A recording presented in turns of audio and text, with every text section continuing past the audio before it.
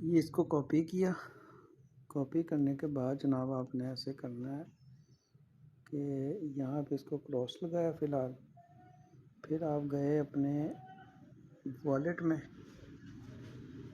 में आपने विड्रा लगाया, यहाँ पे वॉलेट एड्रेस लगाया, पेस्ट किया। पेस्ट करने के बाद जनाब आपने 20 लिखा, ठीक है जी। 20 के बाद विड्रॉल रिक्वेस्ट की,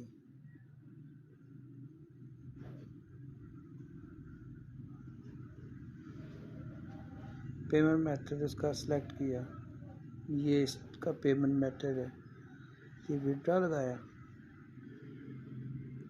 अकाउंट इज़ नॉट एक्टिव ये बता रहा है इसके अंदर, ठीक है। 15/3/2024 से विड्रॉल स्टार्ट है। तो आज क्या डेट है जी? आज तो अभी 7 हुई है, तो अब इसका वेट करना पड़ेगा थोड़ी देर। ये इसकी डिटेल है। आज जब आपने इसको TRX पे लगाना है ना, तो फिर यहाँ पे अपने ही वॉलेट में इनको डालना है, तो इसके लिए एक्टिव करना पड़ेगा।